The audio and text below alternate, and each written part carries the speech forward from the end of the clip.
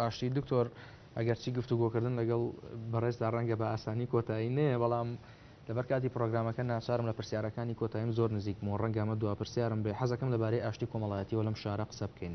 ئاشتی کۆمەڵاتی بۆ مانایی ئەگەرچی خەڵکەکە بۆ خۆی هەرچی ئەتوانێت هەوڵەدا ئاشتی و تەبایی لە نێوان یەکترا بپارێزێ، بەڵام دەبینین تەنانەت لە ئاستی میدیا و میدیای سەبەریشدا بەردەوام هەوڵی گەورەکردنی کێشە کۆمەڵایەتەکانی سلێمانی ئەدریا خودت بە جۆر لە جۆرەکان هەوڵی بەنزینکردن بە ئاگرا ئەدرێەوە بەردەوام هەوڵ ئەدرێت سلێمانی وەکو شارێکی نائارام و شارێکی کە لە ناو خۆیدا بەردەوام کێشەی کۆمەڵایەتی هەیە و شارێکە کە تونوتیژی تەنجی پێڵچنیوە نیشان بدرێت لە کاتێکا سلێمانی بۆ خۆی دەژی و بۆ خۆی شاری جوانی و هێشتا شاری داهێنانە. حەزەکەم بۆ سنی تۆ لەم بارەوە بزانم.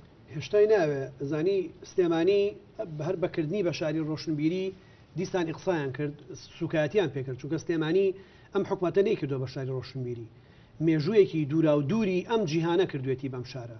یەکەم چاپخانە، یەکەم ڕۆژنامەی لە کوردستانە، قوتابخانە ئەدەبیەکان لە کلاسیکێتەوە تا پۆزمۆدێرنەکانی ئازاد حەمە، بە ڕەهەندیەکانە تێپەڕێ، بە ڕیالیزمەکانە، بە ڕۆمانتیکیەکانە، بە داداییەکانە، بە هەموویانە لەم شارە هەبوون. تەنانەت بە بوونگەراکانی پێڕی سارتەر و ئەوانیشەوە هەموو ئەو بوونە ڕۆشنبیری و کۆمەڵاتیانە هەبوون و هەن. بۆیە کەس ئەوە نەکاو بە سەروەری نەزانێ بە فەرمانی سلێمانی کرد بێبەوە ئەو مێژوە لە سلێمانیە خەن کە پێشەوە مێژووە سلێمانی شاری ڕۆشنبیری و پایتەختی ڕۆشنبیری نەبووە. ئەوە هەڵەیەکی گەورەی ڕیشەیە کە پێویستی بە دەیان مجەلەداتە وەڵامی پێ بدرێتەوە.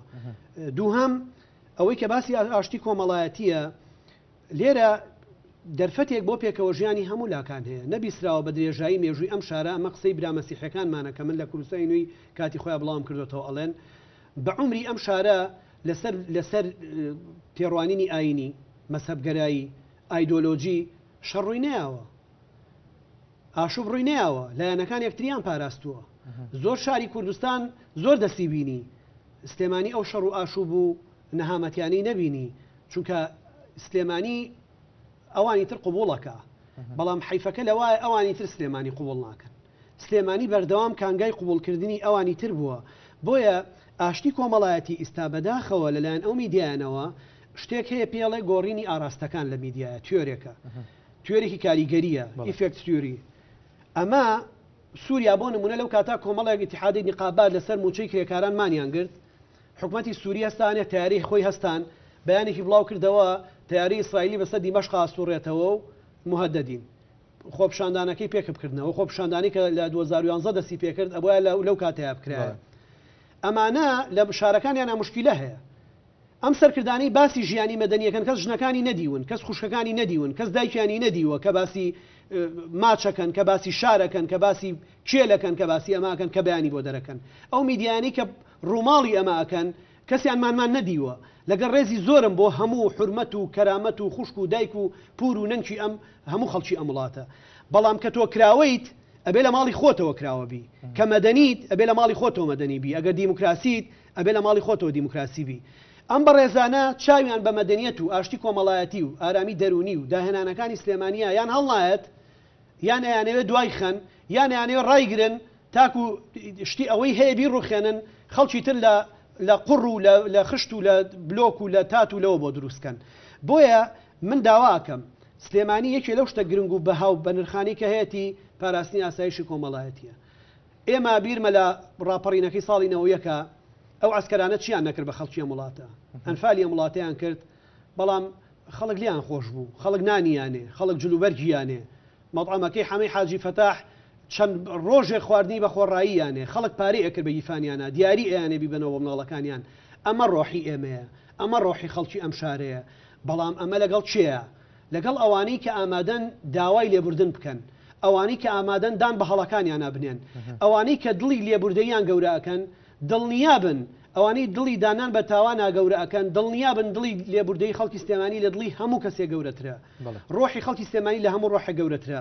بەڵام بەداخەوەی سا ئەوەی کە منی بینم کۆمەڵی میدیا، کۆمەڵی هێست، کۆمەڵی سەرکردە ئەیانەوێت دەست بخەنە ئاسایشی کۆمەڵایەتی لە سلێمانی. ئەوەی من پیانەڵەمەوە خەڵکی سلێمانی نین ئەوە ئەکەن، خەڵکی سلێمانی نین ئەوانە ئەکەن. ئەگەر دیوانی مەحوی بخوێننەوە، ئەگەر دیوانی نالی بخوێننەوە، ئەگەر دیوانی بێکەس بخوێننەوە، تێ ئەگەن کە سلێمانی مێژووی لەگەڵ ئەما هەیە. ئەگەر بگێڕنەوە کە حەسەن زیرەک هاتووە لێرە بە مختەفی کۆنسرتی لە ماڵەکان کردووە، ناسری ڕەزازی کۆنسرتی لە ماڵەکان کردووە، دیاردەیەکە لە شارەکانی تر بە دەگمەن هەمانە هەبوو بێ.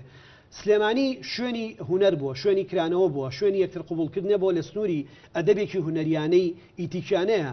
ئیستا پەرەی پێیاوە بۆ یشکانی کێلی منەوەرەکان، سووتانی پەیکەرەکان، سوکاتیکردن بە ئینسانی ئەم وڵاتە، تەقەکردن لە خەڵک دیاردەیەکی دەخیلە بە سلێمانی. سلێمانی نەبەشێکە لەوانە، سلێمانی ئەیانێ بیکەن بە قوربانی ئەوانە.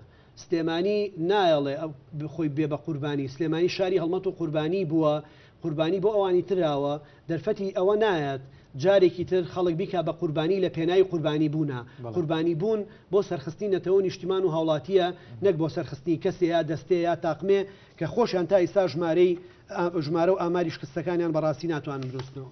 بەڵێ بەڕێز دکتۆرە ڤاڵە بووبەکر زۆر سپاس دەکەم دووبارە کە کاتی خۆتدا بەم گفتوگۆی بەم دیدارەوە کوتم من پرسیاری ێژگار زۆرم ما بووە حەزمە کرد گفتوگۆکەمان درێژی هەبێ بەڵام بۆ هەموو سەری کاتژمێرە لەکێنێن هەواڵ و زانیاری نوێ هەیە ڕەنگە کاتی من هەر ئەوەندە بێ.